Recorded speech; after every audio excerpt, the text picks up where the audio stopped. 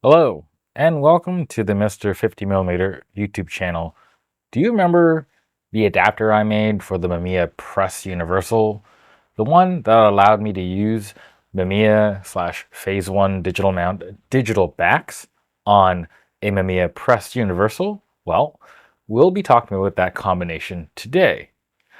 Before we get into that though, I do want to remind people that the Press Universal and Press Super 23 adapter is something that you can download and make yourself if you also have a uh, Phase or Mamiya digital back and would like to use it on a Press Universal or Press Super 23.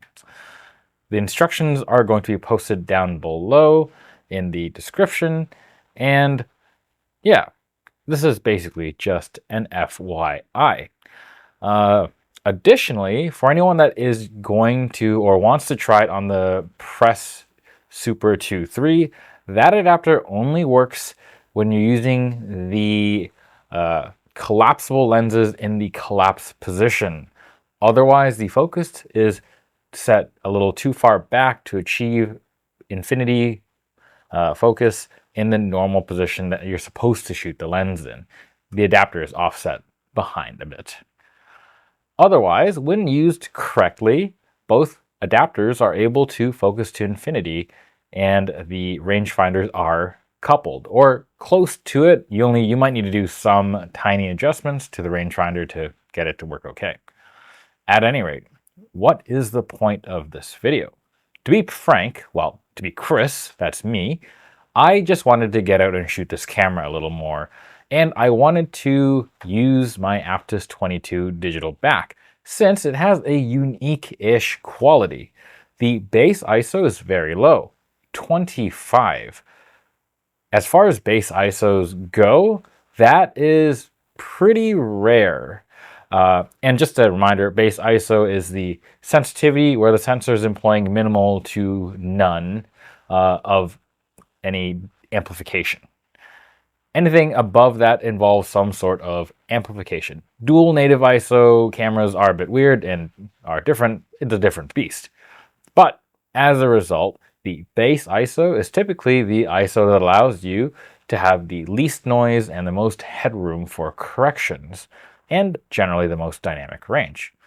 To be clear, I'm not implying that the Aptus 22 digital back, because it has ISO 25, is better than modern digital sensors or has better dynamic range than the modern digital sensors.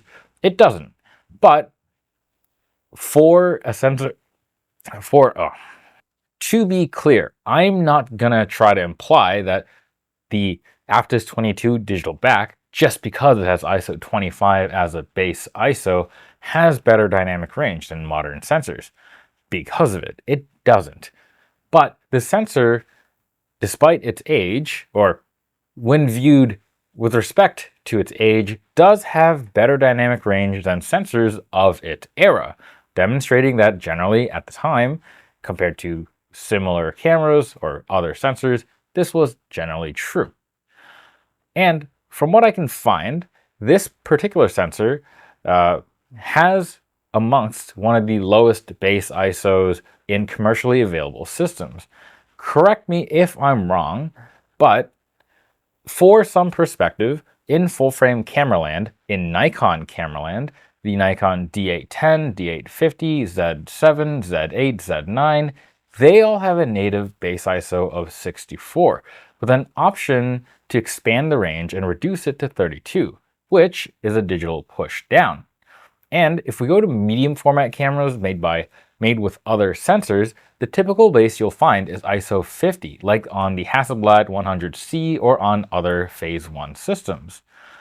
Other digital backs do actually happen to have as low an ISO as the Aptus 22, but it's because they tend to feature the same sensor. Think the Mamiya DM22, the Aptus 2 5, the Mamiya ZD, they all use the same Dalsa Teledyne CCD, the chunky 22 megapixel fat pixel one.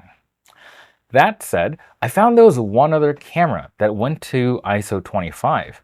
That's right, the Contax N Digital, a camera so damn rare and hard to find in working condition, it might as well not exist at all. If you have one, let me know how you like it. So with that, let's start by discussing what life is like when you stick to ISO 25. And we'll be doing it on the biggest digital rangefinder, this thing right here. Wow, that was a long intro. ISO 25. Using this ISO at first was a bit of an interesting limitation. I realized that even when I was shooting the Aptus 22 more than I am now, when it was my only digital back, I rarely used it at ISO 25. It just felt too limiting.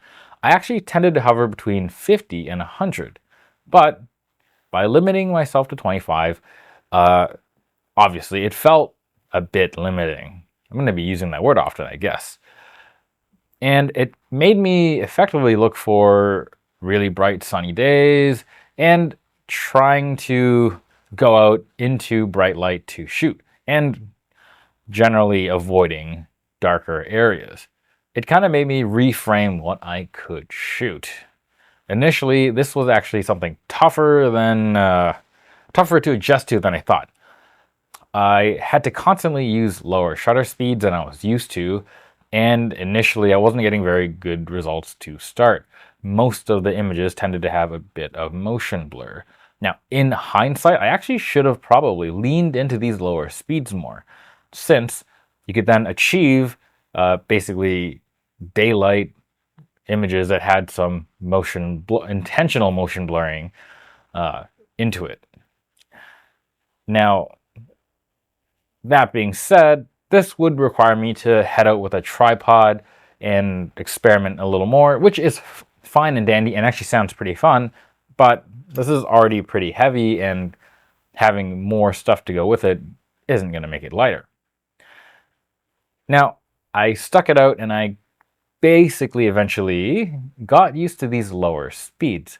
It kind of just became more natural for me to intentionally steady up and intentionally look again for more daylight to shoot in.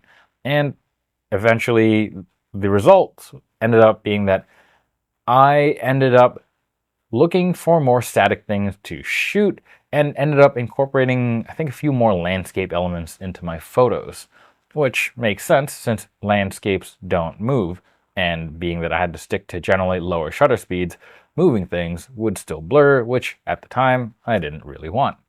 It was kind of fun. It was another way of using a limitation to change the way I viewed a scene.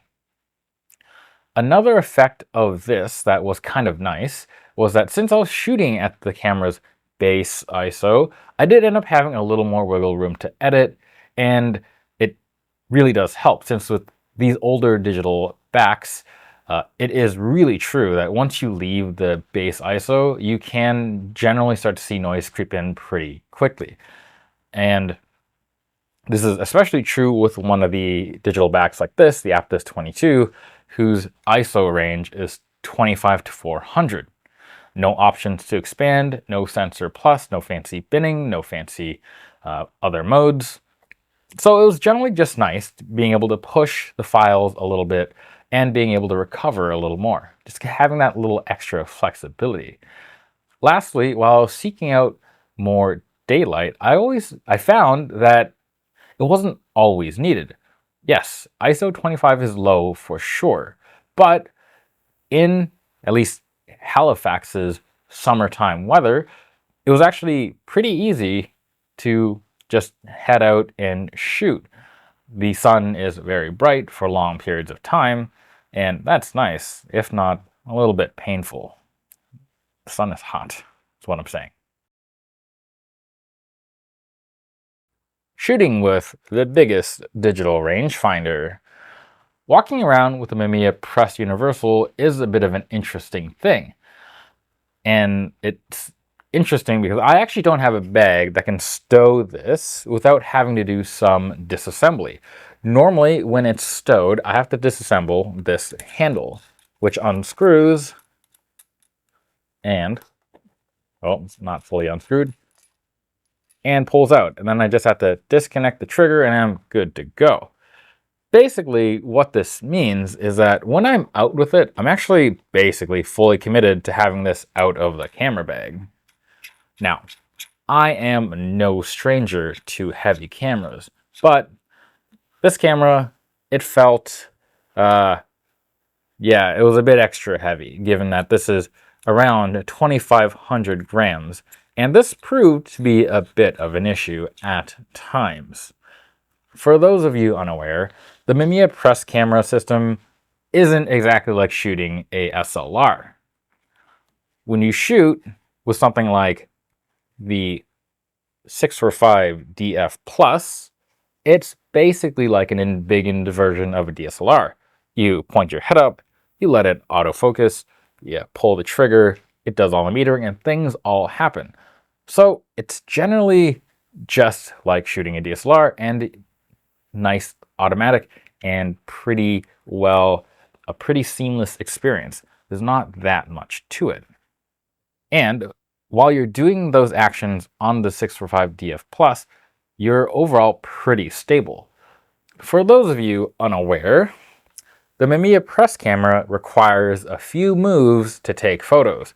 Now, this doesn't have a dark slide, but it doesn't mean you can just shoot and you're good to go. First, you got to meter up your scene. For me, I used my little meter here, and it is mounted on the top of the pistol grip so I can press it and quickly have a look at what the scene is reading.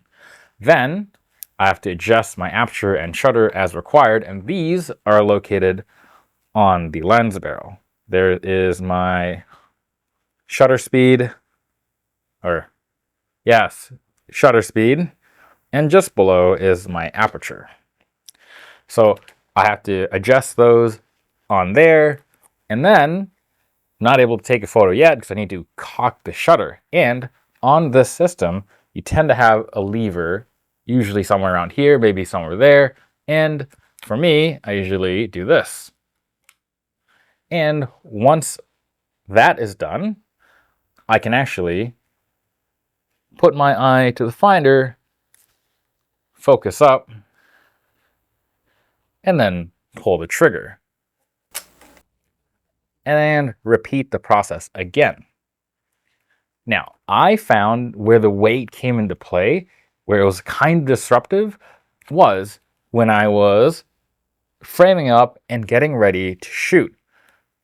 If I didn't remember to effectively stay a bit tense and hold the camera up and support it with my left hand a little more and my right hand, then I sometimes would get some excessive Dutch angling from my hand relaxing a little bit and the camera kind of taking on a tilt.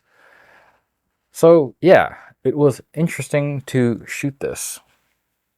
Now, one thing that was nice about this system is that the system uses a leaf shutter. All the lenses have leaf shutters built into them, and it has some nice advantages over focal plane shutters. Effectively, there is no shutter shock, and that is awesome with this setup. As I mentioned, when I was shooting with the Aptus 22 at its base ISO of 25, it usually meant using constantly lower shutter speeds, like pretty slow enough that I didn't think I would be able to get too many sharp shots. However, once I got adjusted to the system, the leaf shutter really did help me get sharp shots at low shutter speeds.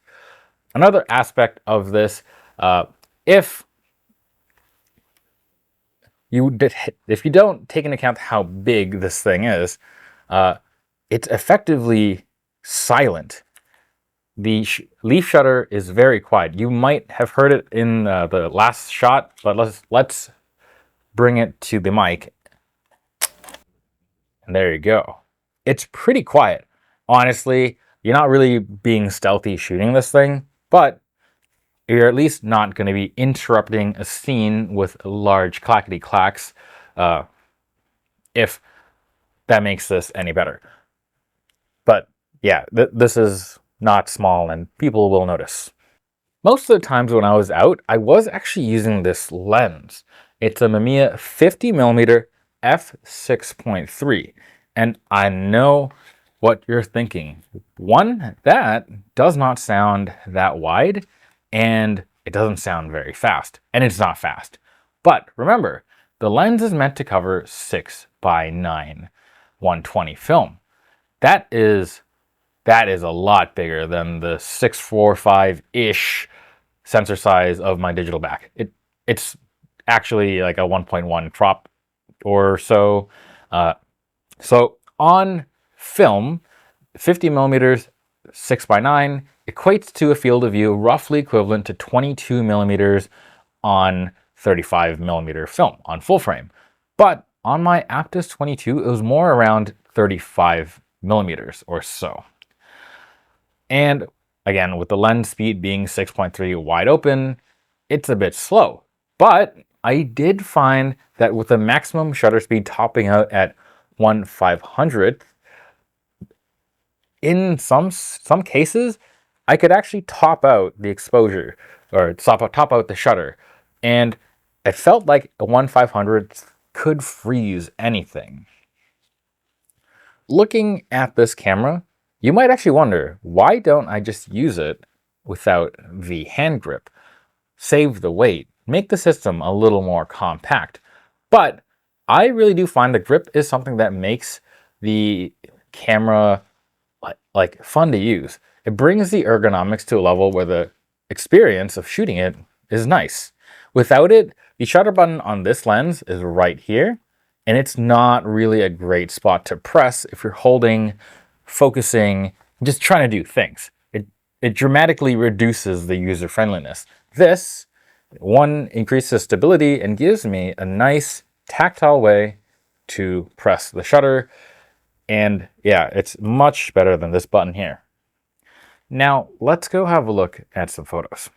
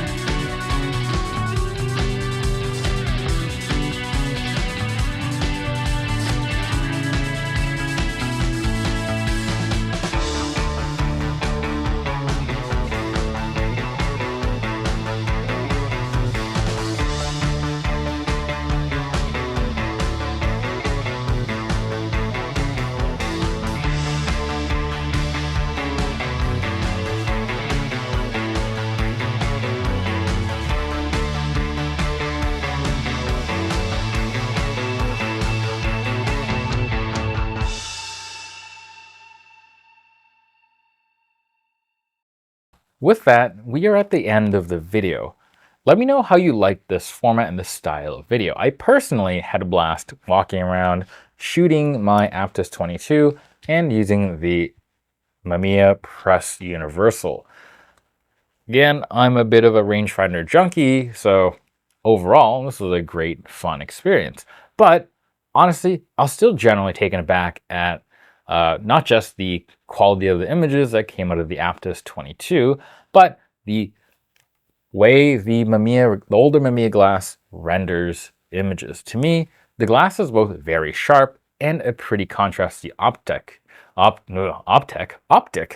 but it also renders the colors in a way that to me, it makes the images feel vintage. And I like that combination of having something that both provides a nice, sharp, contrasty image while still feeling retro-ish. Now, by the way, before we fully wrap up, if anyone does have any questions of either the adapter that I'm using, that I made, or the setup in general, feel free to ask away in the comments. I'll try to answer. Otherwise, question time. Did you ever shoot ISO 25 on either film or on one of the digital cameras that I mentioned, or maybe I missed one on one of those? And how did you feel about shooting film speeds or ISOs that low? Did it impact the way that you were shooting? Let me know in the comments below. And as always, don't forget to like, comment, and subscribe. Maybe a super thanks if you're into that. Till next time, bye.